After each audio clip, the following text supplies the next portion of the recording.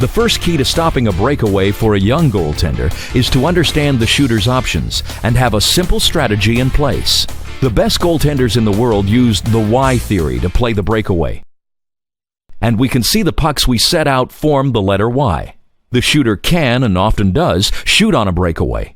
It's our job to prevent a shot if at all possible. The reasoning behind this is simple. If you give a shooter too many options on a breakaway, they will make the goalie look foolish. When shooting, the goalie presents 5 basic targets: the top and bottom corners and the 5 holes. If they deke, there really are only 2 options after all the faking: left or right. When we know a deke is the only probable option, our job becomes easier. 2 decisions are preferable to 5 decisions. Blake shows us the Y pattern by challenging out, hesitating, and then quickly retreating. Once he gets to the top of the crease, he will explode whichever way the opponent dekes. Once you realize a breakaway is in progress, you must challenge out along the stem of the Y. When you challenge out like this, a shot would be risky because you've taken away most of the available net.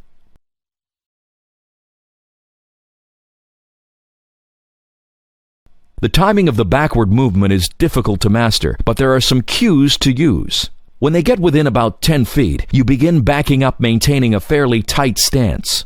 Parker reads the deke well and slams the door on the blocker side deke.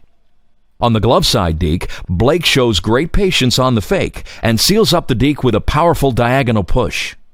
Notice that Blake made his move before getting back into the blue crease, as this would have opened up too much net. Better shooters will try to adjust the puck to open up shooting space. Here, the shooter pulls the puck to the backhand, opens up the net, and lets a dangerous shot go. Blake responds well, anticipating the adjustment and explodes out with a nice blocker save. Youngsters playing breakaways often make a fundamental error by backing up into the crease, which opens up way too much shooting space.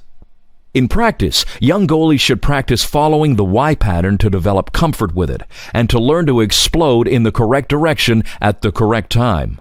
Parker shows a textbook perfect execution of this Y pattern. He uses proper hesitation, great stick discipline, and he slides across the top of the crease instead of back to the post. This really jams the shooter, taking away the top shelf. Remaining stationary with your skates planted in the ice causes almost certain failure. The goaltender is susceptible to fakes, good shots, and is easily beaten on dekes because the goaltender has no flow. Retreating back into the crease again causes many problems, and young goalies must strive to make their move at the top of the blue crease. Going for the first move is probably the most common complaint we hear from coaches. Patience is developed over time through trial and error, as well as position confidence. If you have a good challenge on the initial angle, anything that looks like a shot is probably a fake. Biting on a fake many times also opens up holes as the goaltender struggles to stay with the play.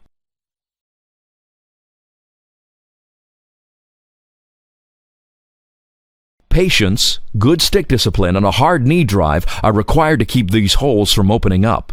Here, Blake bites on a fake and then is in trouble swimming when the actual shot is released. Remember that some aspects of the position are only developed through years of studying the hows and whys of goals against you. Blake won't fall for that same move again.